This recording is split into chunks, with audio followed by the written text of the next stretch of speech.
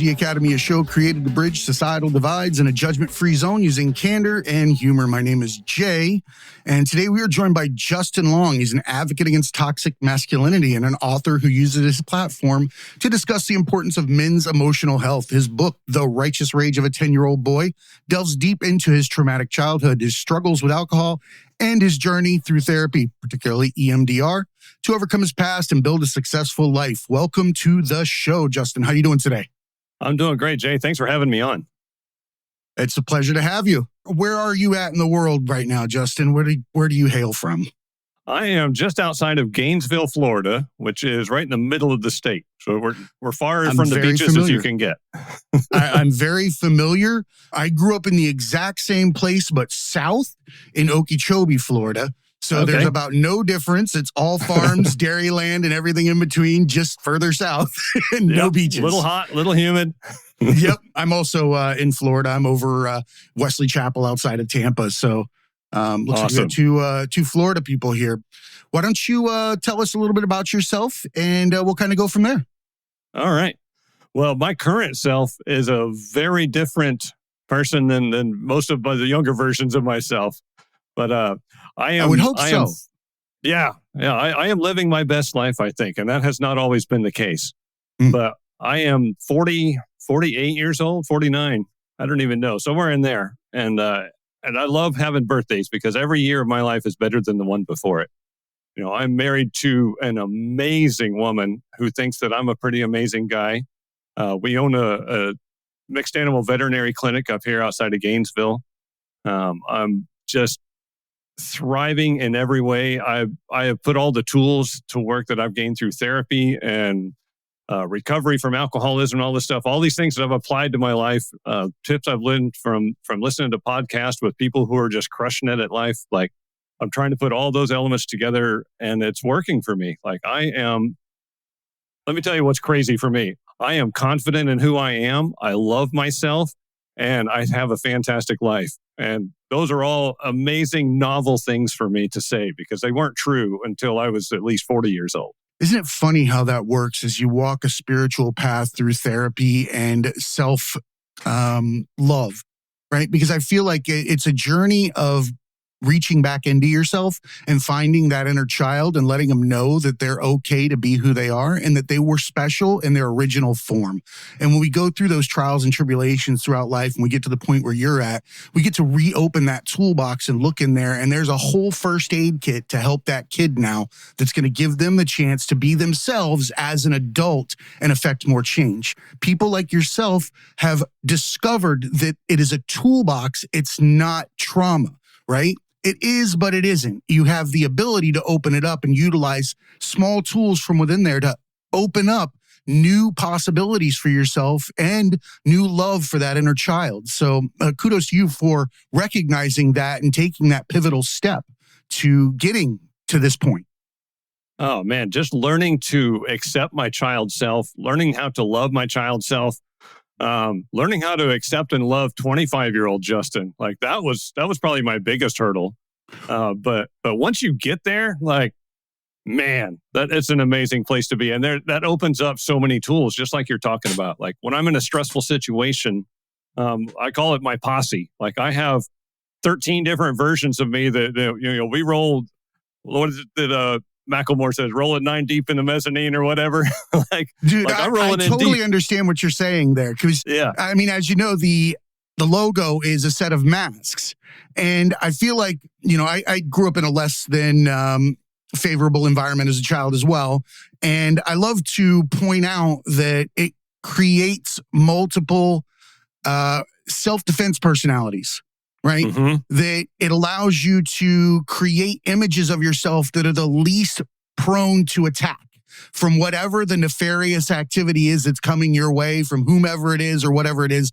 Those self-defense mechanisms become personality traits later on in life that create different people, and we'll wear them out. Like we'll go out there, we'll wear out one mask, and then we'll realize it's not us, but we won't realize that we have a natural mask, and we'll grab another one, and we'll start adding to it and adding to it.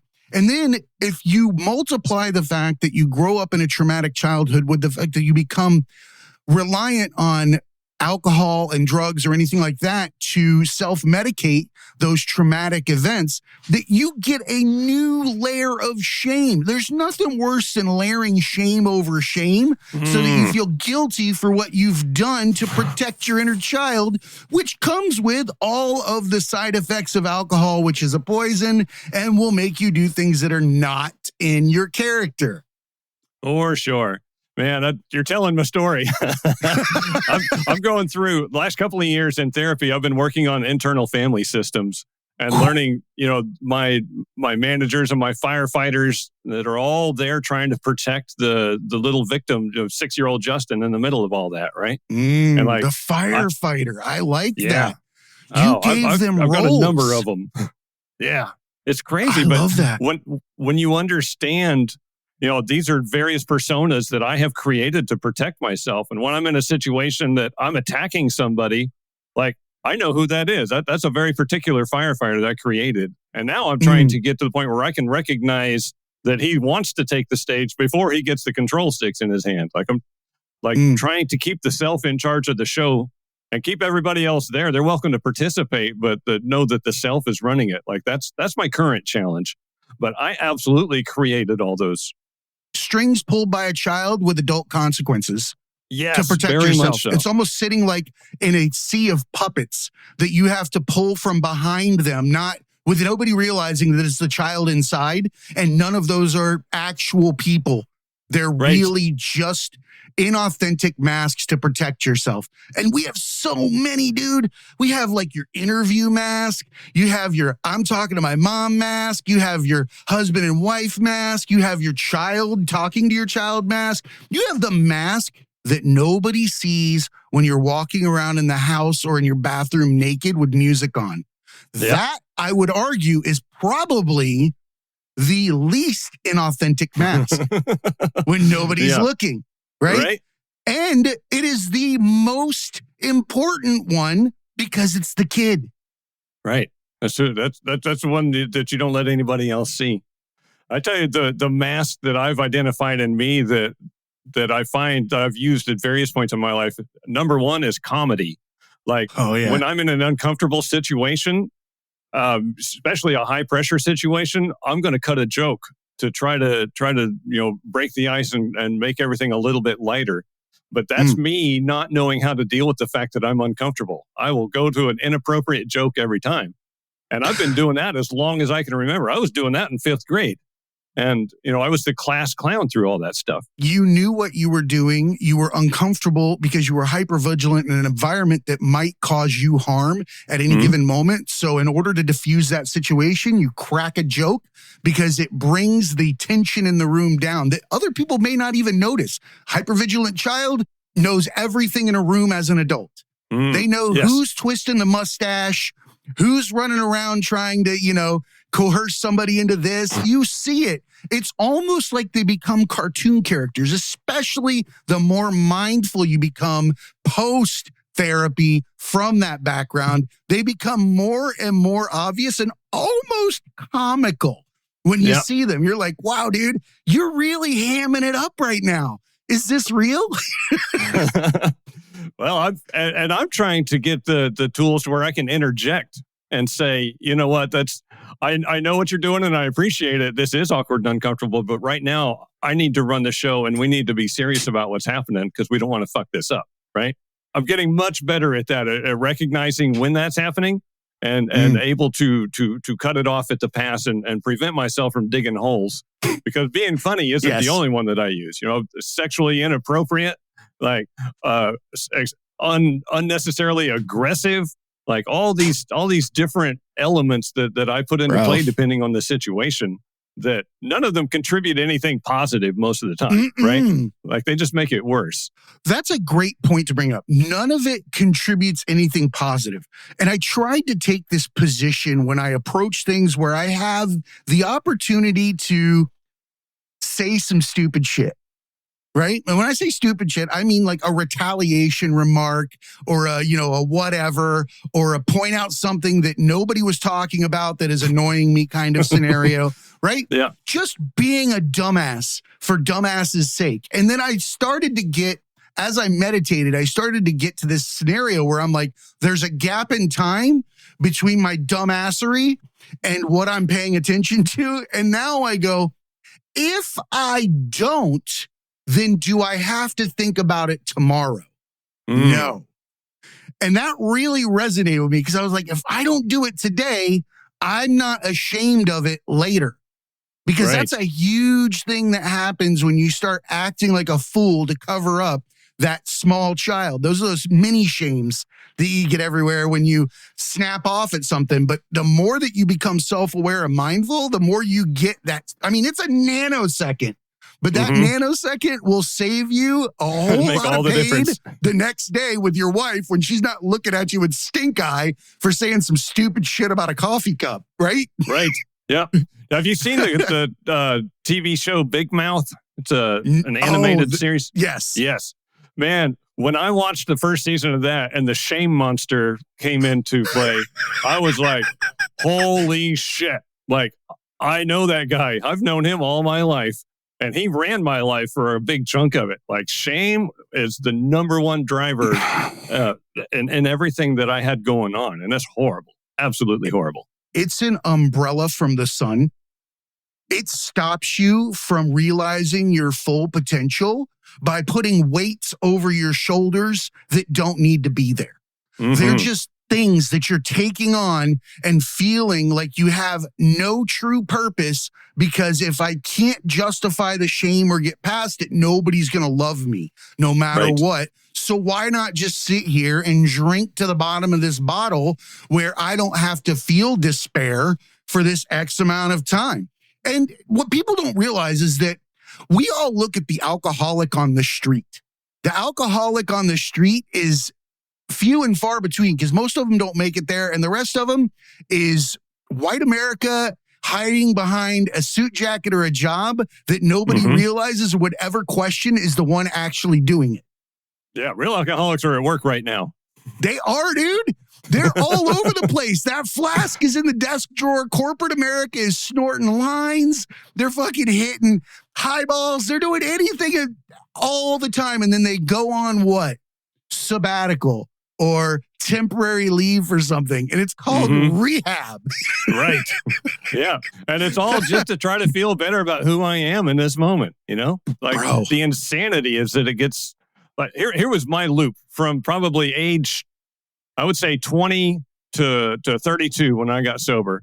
I was in this daily cycle where in the evenings I would come home from work, I would drink. A lot of times I went to a bar or partying with friends, and I'm trying to fuck every woman in the room, despite the fact that I'm in a long-term relationship.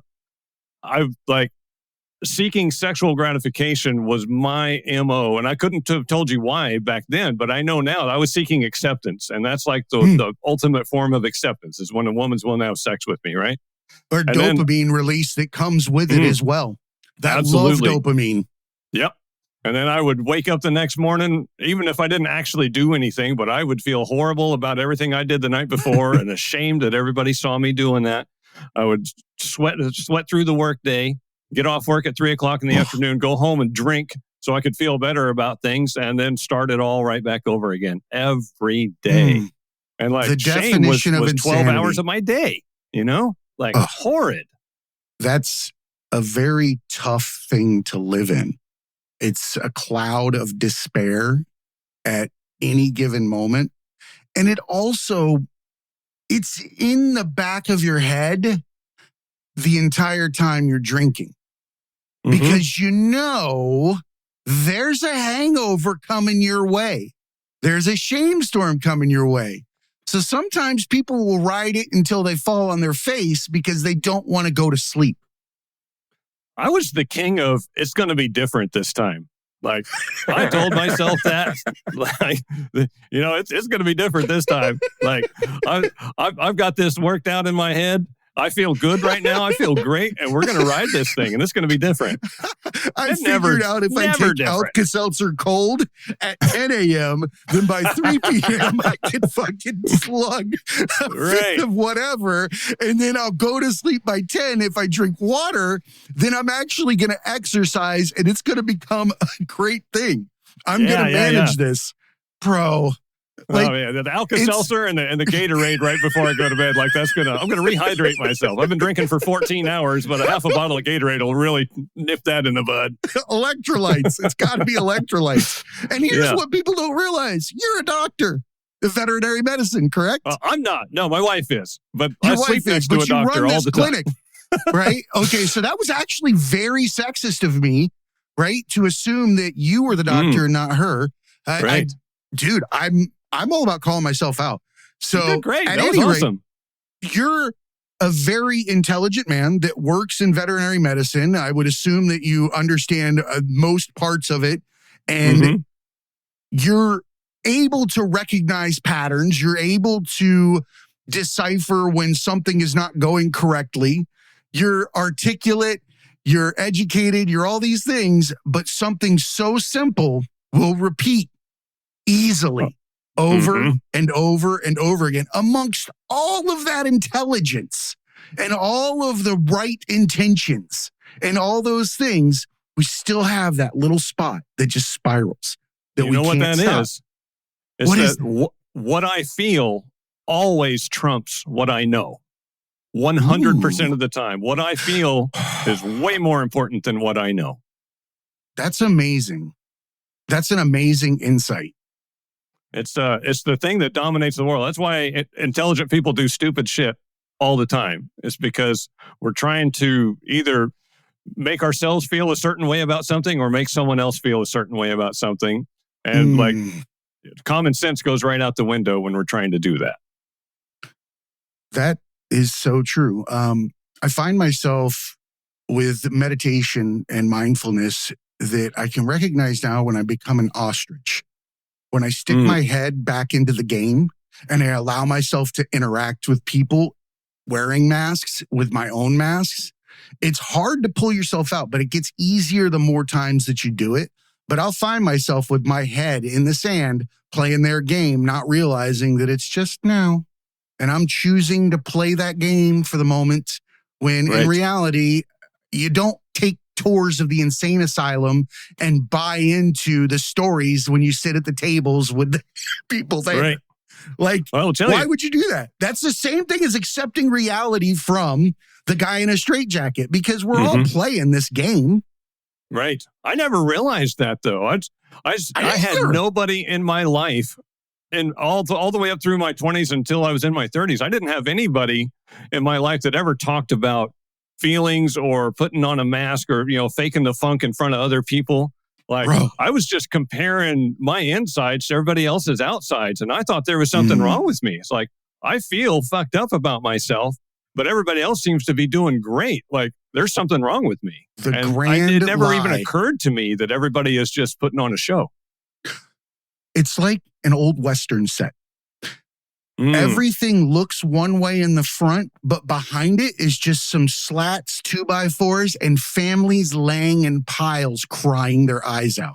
They come back out the set, and they're like, "Hi, Bob. Hi, Sarah." Whatever it is, and they move on like Edward Scissorhands. All the cars come out at once. They all take off at once. And really, what's ironic is if everybody were to admit their situation at once, nobody would have to be ashamed because there would be a collective understanding that we're all in the same situation. If we could just do that, you remember that game Kerplunk or whatever, when you pull the sticks? We need to pull that one stick where all of it just goes. The whole thing falls. And everybody's just standing there with their pants down, and they're like, "Oh, you mean we all look the same?" Wouldn't that be amazing? Right? I think it's coming. I think with intellect, artificial intelligence, and tools to enhance our understandings of reality and who we are as a species, we're going to start to get rid of the things that don't serve us any kind of natural progression. Yeah. Right? I don't think it will. Well, I think the national conversation through our culture about this stuff is starting to happen more and more and more.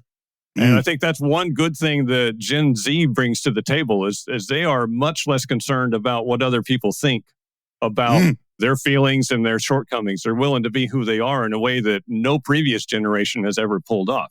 Very X of them. Yeah. Very I'm a Gen X guy. Of them. But here's the thing. It just dawned on me. They have a new frontier without parents, just like we did. Yeah. It's artificial intelligence, it's meta, it's games, it's all those areas where they're free. Just like we did when Gen X, we ran into the woods. When all our moms got called to the office or a job and America said, look at this, we get income tax from too. We'll go ahead and raise everything. And we ran around in the woods with spray paint cans and hairspray and lighters and, kicked each other's asses, jumped off of things, said the most horrible, heinous things to each other. Yep. And I feel like they've got that playground. We just don't recognize it the same way. So they're exercising their feelings and their feel bads and their feel goods, and they're getting them all hurt. You see these videos where like, oh, I'm on Call of Duty, and then all these racist things and other jokes and all these things that people are saying to each other as soon as they put on their headphones. They make jokes about how nonsensically disgusting it is when they go into these rooms, right? So they're going into a forum like we did in Gen X, where we were all standing in the locker room acting like assholes. It is a cycle in that way. It's very interesting. It is. I think there's hope for the world, and I like Gen X is doing a lot of good stuff in the world today, even if we didn't at the time. And I don't know. I'm watching. Yeah. I think that as a collective whole, we're becoming more aware of the fact that being stoic and pretending like people don't have feelings is just not going to produce anything good in the world. That said, I think that we exercised as a group a very good stance against our parents in the regard that we didn't take them on, we ignored them.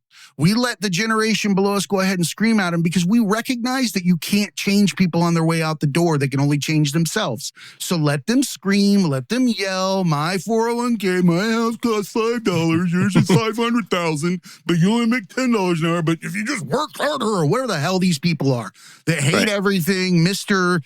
You just don't understand what a hard day's work is. Like, well, a hard day's work now gets me a shanty, right? Like a lean-to. How the are we expecting these kids to survive? I think Gen Z is like Cyclops in the X-Men, in that they have a unlimited potential to take care of anything and everything. They recognize it all, but they don't have a filter yet to keep them from lazing the entire population when they address these situations. Like, cancel them all. And you're like, holy shit. Like, hold on a minute, dude. That's a lot of canceling. Like, can you just narrow the slit a little? We'll give you these glasses. We're going to give them, we're going to give Gen Z Gen X glasses. There we go. And we're going to hand them to them. We're going to make them X-Men. We're going to make Gen Z X-Men. There we go. That's pretty fucking cool. It just takes 20 years of being an adult to figure out where that balance is on what's okay for, like, who to shoot. These kids are amazing. They're so strong. They're so proud of their ability to not eat the shit that everybody else ate. Right? They are not drinking the Kool-Aid and proudly telling you. And it pisses off a lot of people because you can't undrink Kool-Aid. You can only stand there and say, it was good for me when I drank it.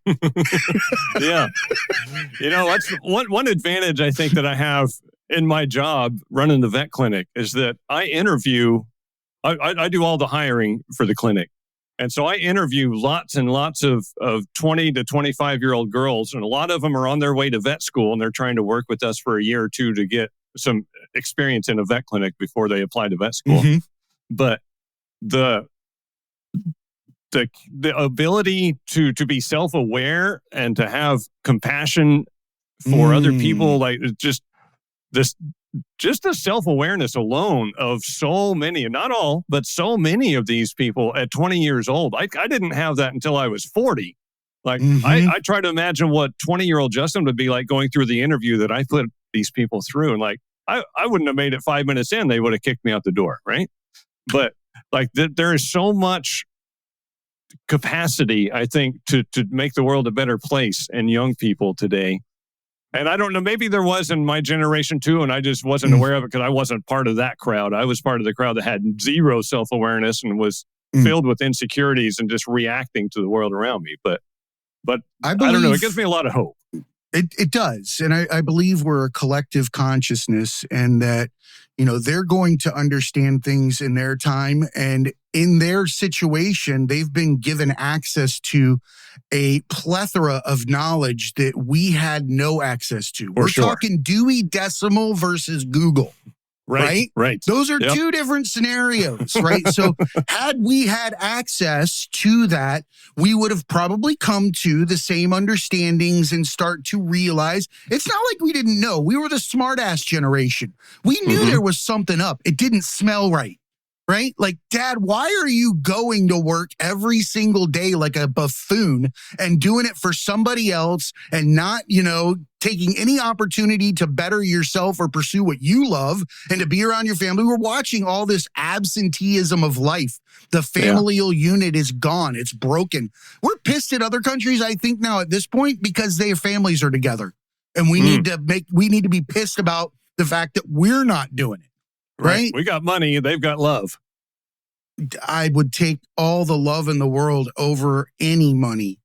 I mean, that's just a no-brainer. So I want to give you the opportunity to go through some of these things. So I want to discuss the book, The Righteous Rage of a 10-Year-Old Boy, because it gives a raw portrayal of your childhood. And I want to know what pivotal moments within there that you'd like people to know about, or that they could learn from, or that might make them want to read the book. Everything I know about myself, I know in retrospect. Like we've been talking about, I was incredibly self-absorbed in my feelings and my experience in the world. Same. So, but when I was young, I had two very emotionally dysfunctional parents. My dad was the result of his parents, and they were the result of their parents. Very generational trauma going on. Genetic and hereditary insanity. Yeah. And my mom, but back to my dad for a minute. My dad, his dad was a workaholic. My dad was a workaholic. He never got into drinking or drugs or any of the other tools that we use to try to cope with things. My dad believed if you're not asleep, you should be working, and you probably shouldn't be sleeping. So, like, everything he ever did, he went to work and worked all day and came home and worked on the house and worked on the garage and worked on the cars. And like, he always had 15 projects going on. And my job was to be his helper. And like, he would work till 10 or 11 o'clock at night and then, go to bed and wake up at 6 o'clock in the morning and do it all over again. And so part of how he passed that on to me is that I had a chores list that I was responsible for that I had to get done before he got home from work every day. And then he would come home and we would go inspect all of my chores and I would get a spanking for all my shortcomings, right? So one of the examples I use in the book is the firewood stack. So we had this big rack that he built behind the house, and I had to split firewood because we heated the house with a wood stove and stack it all in that firewood rack. And it had to be perfect all the way to the top. There couldn't be any pieces sticking out the front or the back. And so when he came home, we would go check that out, and I would have to count how many pieces were sticking out more than the width of the paddle handle. And I had to do the counting. So if I tried to short it, I would get 2 swats for anything that he found that I missed. So, I would count extra stuff just to be on the safe side. But anyway, all of that, at times, all my other chores was the same thing. So I would come home from school and work my ass off trying to get all this stuff done. Then my dad would come home and spank me. Like, that was the everyday routine with that. And so I think he was trying to instill in me, from my adult perspective, looking at that, I think, he was trying to make me work harder and do better and just, strive to be better than I am. But I also feel like his dad probably always punished him no matter what. And this is his opportunity to be the one in the power position. So it gave him a sense of I've made it to being a man now because I'm the one with the paddle instead of the one getting spanked. And my mom was on the other end of that spectrum. My mom was not a disciplinarian at all, but she grew up in a really fucked up household where her mom wanted her daughter to be the perfect kid that she could take to sewing circle and show off to her friends. And my mom had scoliosis and her back was all jacked up and she had a metal framework in there and she was not that kid. That was not going to fly at the sewing circle. Right. That was a lot of bless her heart. Yeah. My mom's little sister was like 5 or 6 years younger than her, I think, but she was perfect. She did great in school. She was beautiful. She was all the things. And so my mom got rejected by her mom in favor of her little sister. And so she never felt good enough about herself, and you carry all that into adulthood. If you don't have any sort of trauma therapy to help you examine those things and figure out the truth, you don't ever question that stuff, right? So my mom spent her entire life trying to be accepted by someone, hating herself and hoping that God would solve that for her if she just prayed hard enough and found the right church and got involved enough. And so we call that extreme religiosity. So, but she wasn't a disciplinarian. So her method of punishing me was to make me drag the big trash dumpster in from the curb and sit inside that until my dad got home so that he could spank me.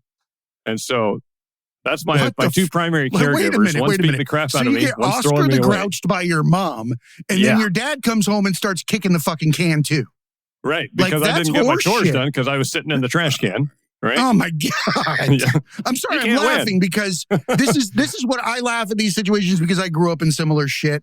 And one of the things that kept popping into my head is that the way that you're describing him, he's looking outside for everything. He's distracting himself. He's doing anything not to stand still. Something was bothering him the moment that he had to introspect, no matter what. He lived in fight 24/7, no flight. Always in that way. Always. On top of that, if you crank up a tea kettle and boil it, what's it going to do eventually? It's going to whistle, right? Yep. Whistles are swats. Whistles are switches, belts, and other things. And it's not the child's fault. They're just getting the fucking whistle aimed at them. That's all it is. Whether they were there or not, it was going to go off, right? It was going to happen. It's just that they found a real satisfying place to blast it because a child can't tell anybody. A child's defenseless, absorbs it, and keeps your secret. Right? And, in 1985, you could tell anybody in the world, they'd be like, well, that's good parenting right there. Yeah, get some discipline. Exactly. I think that we were the meme of the Gen X for how we came into the world was the doctor holding us by one foot upside down, slapping us on the ass right after we came out to come to life. That's how Gen X was the slapped on the ass, welcome to the world fucking generation. Yeah, day one. Oh, with cigarettes in the room. Yeah. Mom was smoking while you were in labor. Yeah, and I turned out fine. I'm just fine. Yeah. Right. It is amazing though. When you're a child in that situation, you have no perspective to see that for what it really is. No, right? That's in your first aid kit. Right. For when you're 48. Did you get to open up? I did this. And you go, I made this holy happen. shit. I can put some salve here. I can put some gauze there. I can put it all back together. And then, all right, this kid's back to, being able to affect change and be himself. Honestly, I think it's a matter of healing back to your original state for that child to be able to act on its natural, authentic self at any given moment. You want to feel like giving a dude a high five in Target that doesn't expect it? Fucking do it. There's a reason. We're all in this together.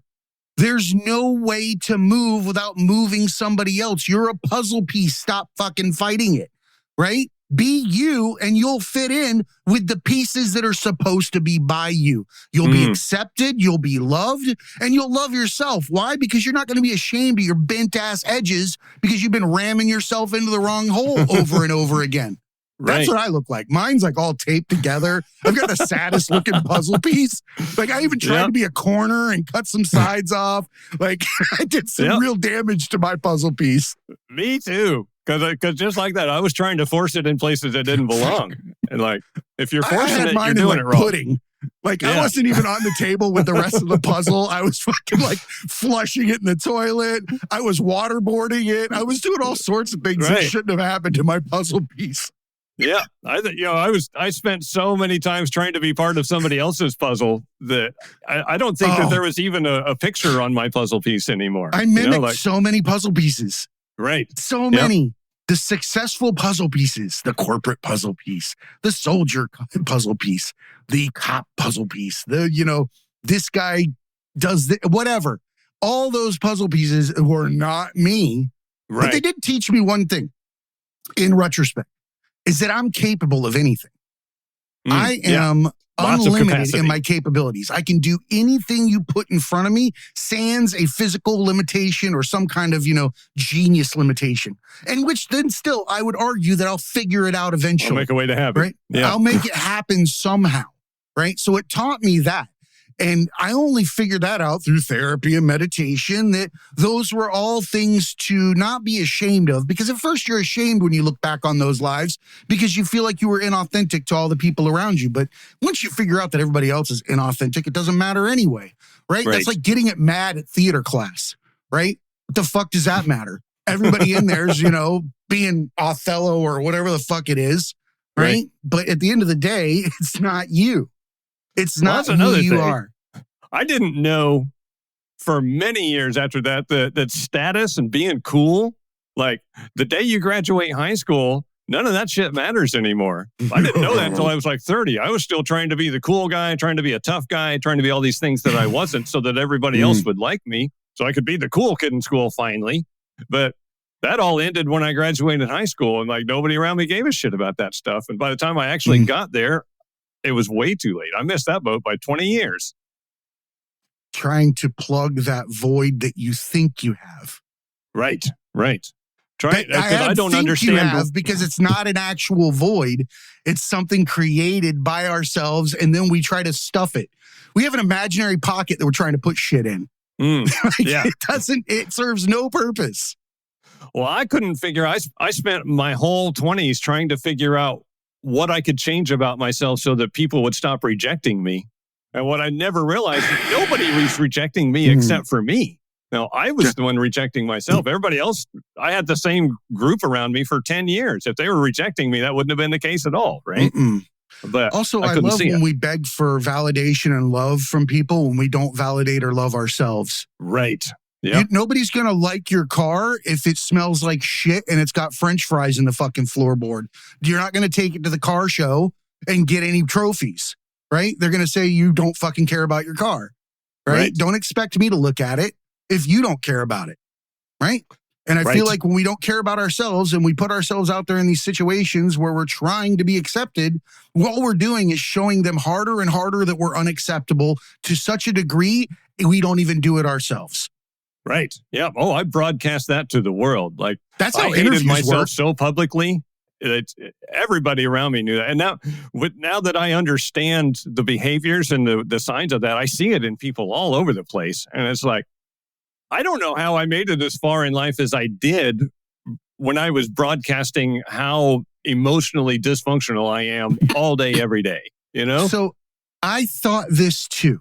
And I think for me, it comes probably from an inner place of narcissism for me.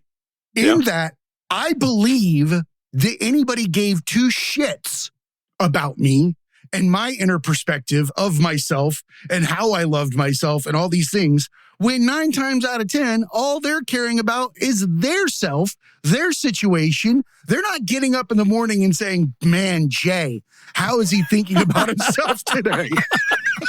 Exactly. I feel that in my soul. Like, I don't get up in the morning and think about what anybody else has got going on. Why do I think they're thinking about me? Exactly. Ask yourself what somebody wore to the party. And then look at how long you took to pick yours out. Ask them if they remember what you wore. No, neither one of you do. You remember what you wore, and only the person that you ask for a compliment from. Oh, I like your tie. Oh, yeah, that watch is really good looking. Right? Yeah. That was the fair exchange. Both of you put effort into one item in your clothing or your outfit, and you have to do this exchange at the event where you compliment each other on one item so that you both feel validated in your choice of your attire in this event. Your fucking top hat and monocle or whatever the fuck else we're doing. Humans are nuts, dude. We're crazy. We're nuts. We are. And then we go home and obsess about that whole thing for a week. How did I do? What did other people think of me? Yeah. Did I do it right? Nobody even remembers that you were there. You know what happens when you're authentic? You don't have to worry remember about any of that stuff. There is nothing to remember but being you. You don't have to remember how you left off because you were super cool about things, right? And if you're the guy that always shows up with a smile, and an open hug, anytime you see people, what are they going to associate with you when they see you? Smiles and a hugs. Smile and a hug. Right. They're always going to think that, right? They're not going to have a problem with the guy that gives them a smile and a hug when they see him, right? I want to be the smile and a hug guy. I do too.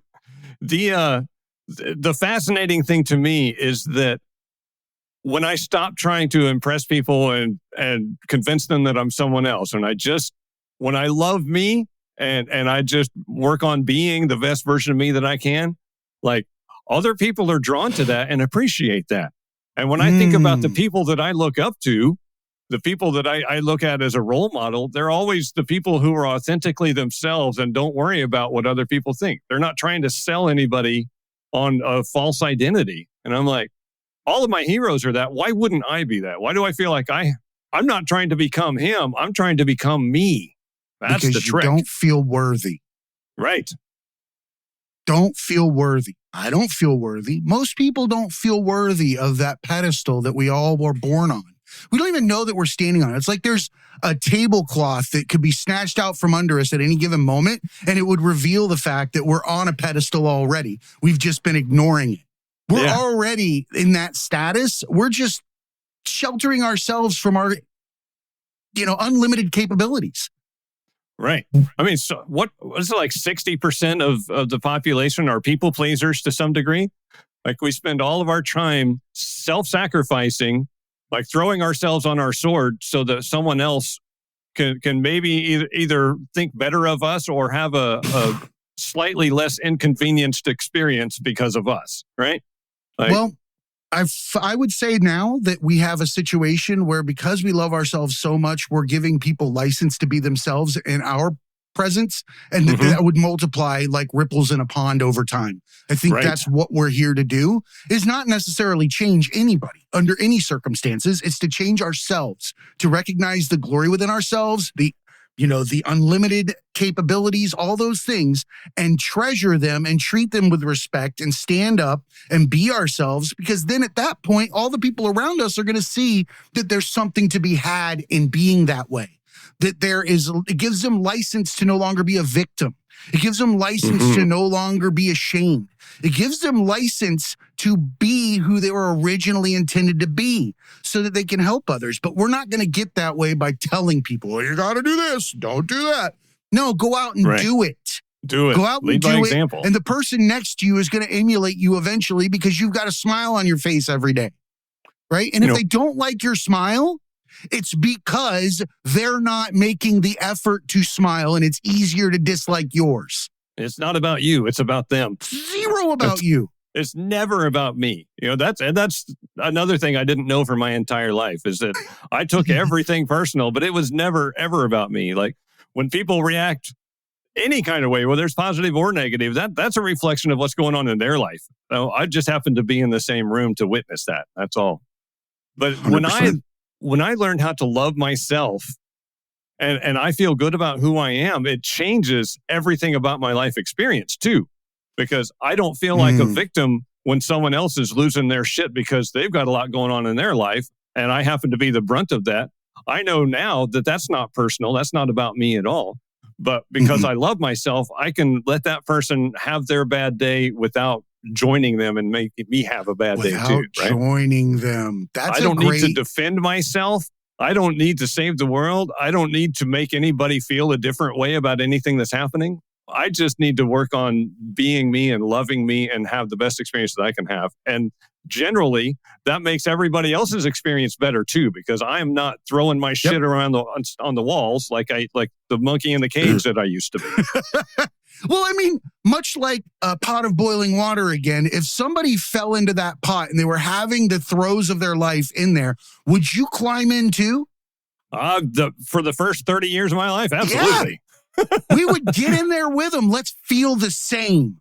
Right. Let's both feel like shit together in solidarity. It becomes a contest. Boiling who the can skin suffer off our the bones. most? Who can suffer the most? Oh, that's a whole different game. That's victimhood. That's victimhood, and it's got a huge king recliner, right? It's got a huge recliner. It goes back. It's got cup holders, and it's got all the I could'ves, I would'ves, and all these things. And the reason I'm in this chair is not my fault, and you should look at me as if I made it, but didn't. But it's not my fault. It's your fault that I didn't make it. I'm the best of whatever I would have been that you've ever seen that just didn't get a chance to do it. How fucking weird is that? But it's true. I would have been a race car driver if I hadn't have been this. Like you would have, could have, should have. You could have been anything. Yeah. Right? If I hadn't got my knee blown out when I was in 9th grade, I was going to be a pro football player. No, you weren't. Right? Nobody cares. Get up. Be you. Right. Be you. Nobody's born a effing football player. Right. And also, like, if you did blow your knee out and it wrecked your plans, make a new plan. Don't spend the rest of your life living in 1984. League. Move the fuck on. Dogs don't mourn a lost leg. They go get lunch. Right? We'll write a fucking book. Oh, my time without my leg. But a dog, chop its leg off. What does it do? Runs off like a tripod. Does not give two shits. It's gone. They might lick it for a couple of days, but it's going. It's not attached to what doesn't exist anymore. This is going to sound... just knows that it has to run harder. Right. You got to keep living, right? Like, right? You chop the legs off a human, they're not going to do like those dogs you see on TikTok with only front legs moving at like Mach 1, happy with life, right? Right. That doesn't happen because we will mourn the lack of an experience that other people have. The coulda, woulda, shouldas. The coulda, woulda, shouldas. And I'm not saying, dude, it's a horrible thing to be disabled in any way, shape, or form. It's a victimhood that, or it's not even victimhood. It's a trial, a tribulation that I hope that anybody can get through or find their baseline happiness within. That's all that matters, right? Just don't sit in it to just sit in it. Right. I mean, if you are locked in the closet because of trauma, like you have to know that the lock is on the inside. You have the key to open that door. You are locking yourself in that closet. Yeah, Something why are you farting? You. Right. Why are you stinking it up while you're in there? And why are you staying in there? You have the key. Open the door. Stop torturing yourself. People spend their whole life in that state of pain so unnecessarily. Like, I feel like I wasted a lot of time, but there's plenty of people that are way older than me that might be starting that journey into healing, but most people never do at all. Most people die carrying that trauma. It's not their tour on the rock. They're simply here at Disney. I feel like we're tourists. When I look at humans walking around in the human experience, when they're not self-aware, when we're not mindful and we're not looking at our surroundings, I feel like we're tourists of the human experience. That there's somebody in this ride that's just taking it for the ride. The script is already written for them. They went in with a predetermined understanding for what book they picked up off the shelf, what DVD they slapped in the machine, whatever it is. They know they're riding it, they're watching it, they're loving it, they're emotionally invested in it. All these things, we're watching them watch the movie. How crazy is that? That becomes a whole different level of understanding. And that's not to say that the human experience isn't beautiful in its own way. And that is what we're supposed to be here to do. But it's also to be here to wake the fuck up. Right. I think you got to do. You shouldn't sit around watching other people do. You got to do your own thing. That's the only thing that creates is action. Yep. Nothing more, nothing less. You have to do to accomplish. You have to do to create. And if you do what you love, then none of it matters. Right. You're just simply doing what you love in place every single day. And the world benefits from your ability to maintain self, right? Yes, to love yourself absolutely. so much that then you are benefiting the world around you. And you might be lighting somebody else's fire, this flame, that flame. It's unlimited potential, but you don't even have to look around. All you have to do is just sit there and do whatever it is that you love the most. And all of it comes to you. That's the thing. And the shit that did need to be there, it atrophies. It falls away. The people that you don't have a true connection with or that are not on your radio frequency, they're not in the room anymore. And that's okay. And it's not their fault. It's not your fault. All you can do is be you 110% and hope that they have a moment in time with the right set of lenses, with the right set of experiences, that they get to see you in that moment in time for the happiness that you're creating in your own world, and to take a cue and say, wait a minute, Justin has it. Right? Maybe he's telling me something. Or maybe it's just one small thing that you do that they start doing and somebody else does and they put it together. I say we throw keys, right? And we have our own predetermined set of locks. We don't know what lock it's going to open for somebody else. We don't know if it's the first lock or the last, right? Our only job is to make our version of keys and to throw them out and hope that whomever picks it up, if we were in a race, we would be throwing keys over our shoulders, right? And then we would hope that our friends would find one and catch up to us and run together on the run, right? Yeah. You hope that people catch up to you, but you don't stop running. You don't look back over your shoulder. You just do. You get up, you provide the action, you work hard, and everything will fall into place. And just don't think that trauma's trauma. It's going to happen. Trials and tribulations are going to happen. Don't weigh them. Live them in the moment. Live them in the moment. Get them out of your rearview mirror. Be done with it. Right? Then you don't have to have a vice or some other shit to make you get past the shame. Right. Live through it in the moment, and you're much better off in the long run. We like to save our shit in a bag and hang it over our shoulder until it hunches us over like a really sad Santa Claus. And we don't even realize that all we had to do was let the bag of shit go. Just set it down. It wasn't even required. Yeah. Oh, yeah. We volunteered to do all this. We volunteered to carry shit, right? And just run through life. And also complained that it stinks. Right. Around our friends, out at no matter where we're at, man, it just smells. Everything's horrible. It smells. Like, just let the shit go. We'll carry other people's shit too. That doesn't even just have to be ours. We'll carry everybody around us. We'll carry it. It's got all flavors and spices in there. I mean, the real key to success in all of this is to know who you are, love who you are, and be passionate about what you're doing. And you will have a great existence. It's that simple. That is it. It's about loving yourself unconditionally and your family, the people around you that support you, the ones that hype you, the ones that want to see you succeed because it gives them fulfillment, right? Mm-hmm. When you can become fulfilled through somebody else's successes, then you know you're in a good place. Right? Right. You know that you're happy for others just as much as you're happy for yourself. If you've got any kind of internal shade about the success of others, you better look internally for where that source is. There's a reason you don't like it. There's a reason you're upset about it. There's a reason why you think they don't deserve it. Right? Yeah. And even if it's justifiable, it's still your problem for having a problem with it. Absolutely. Absolutely. Ain't that a goat fuck?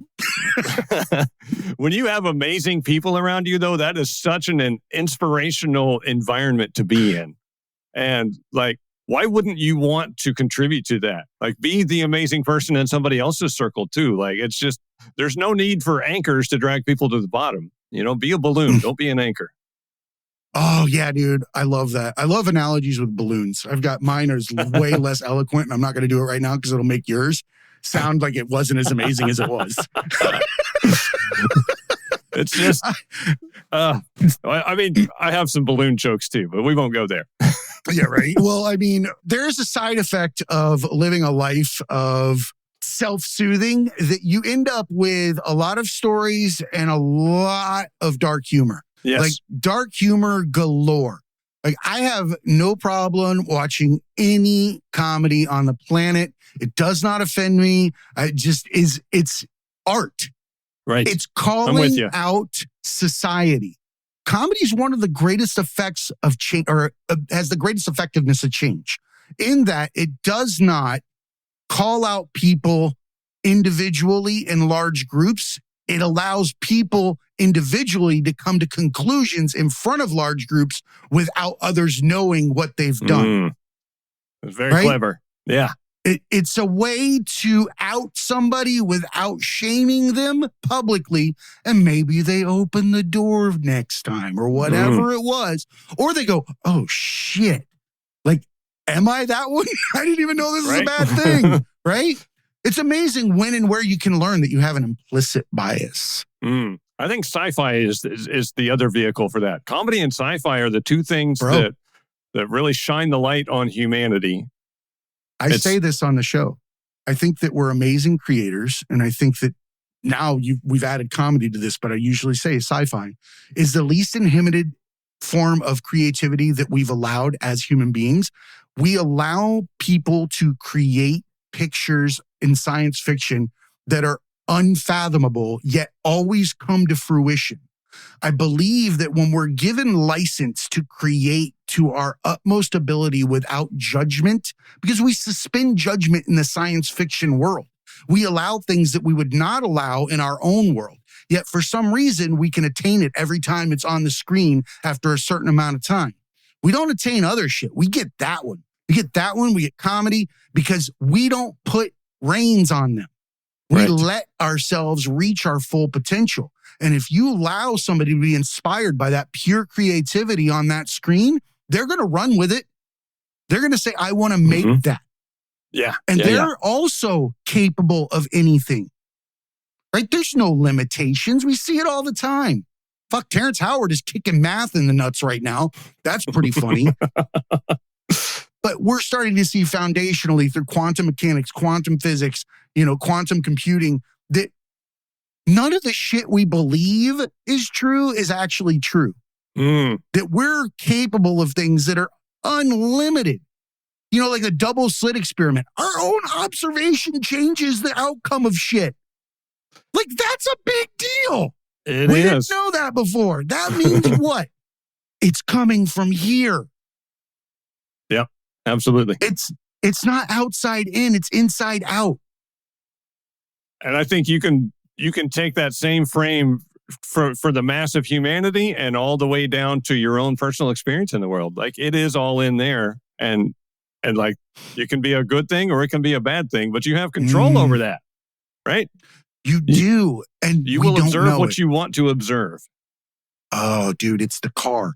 When you go out to buy a car and you have never seen it until the day you test drive it. And then when you leave, what happens? You see that fucking car everywhere. Well, guess what? That goes with, I want to be sad. I'm looking for people that dislike me. I'm looking for, these situations. I'm looking for a reason to carry something to protect myself.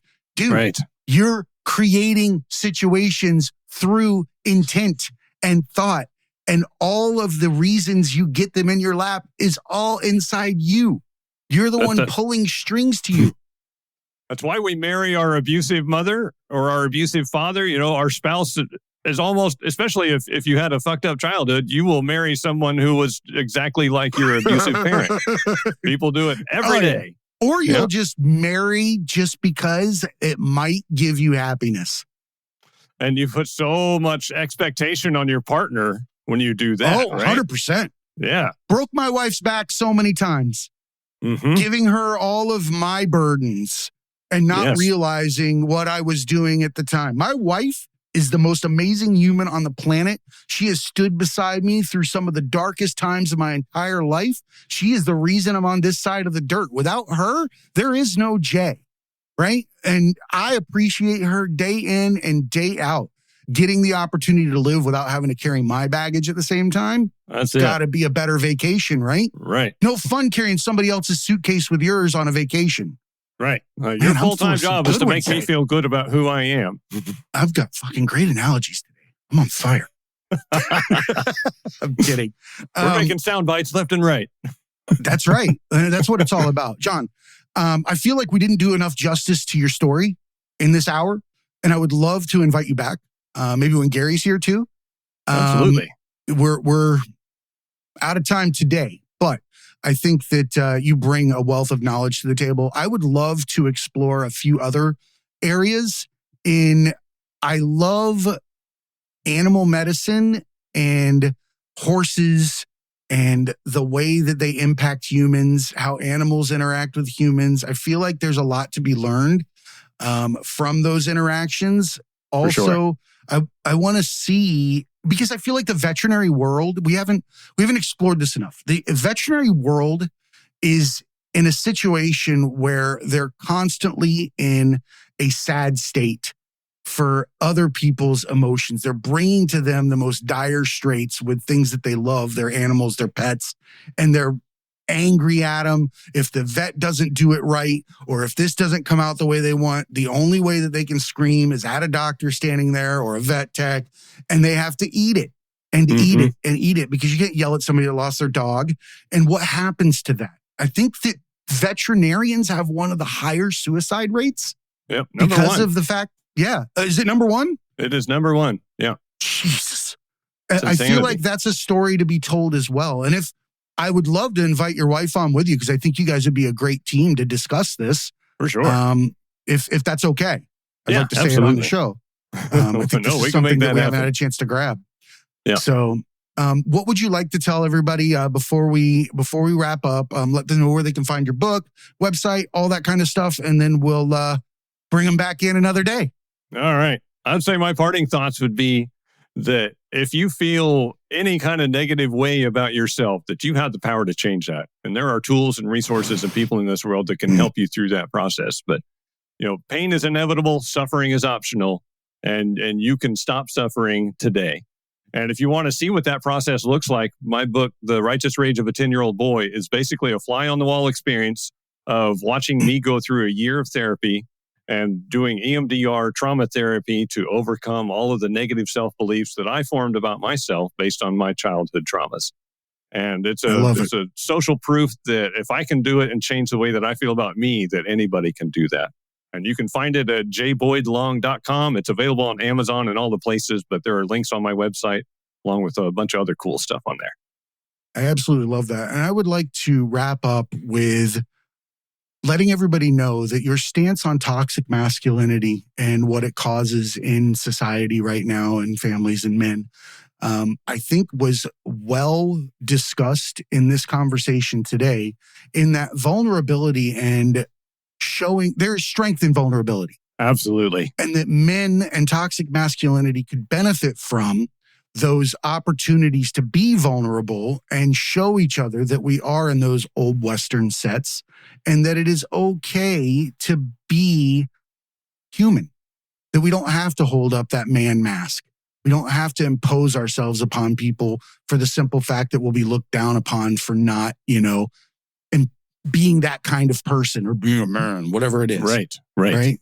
So I appreciate you for taking on that stance. I think that that's something that we could all benefit from. Again, thank you for being a lighthouse for someone that acts on their true authentic self and shows other people the way. You don't need to be anything but yourself in order for people to take cues from your actions. So for that, I appreciate you. Thank you for your strength and vulnerability and coming on the show. And I look forward to having you back. I want to discuss EMDR as well. I think we missed that one. I think we just got excited to talk to each other and have that kindred spirit of what it's like to grow up, in a childhood with less than favorable conditions, and how you traverse them in your earlier years, and how you can circle back and kind of heal those wounds and not, hold yourself to such a standard. Right. So thank you so much, Justin. And remember, everybody, be cool and keep learning.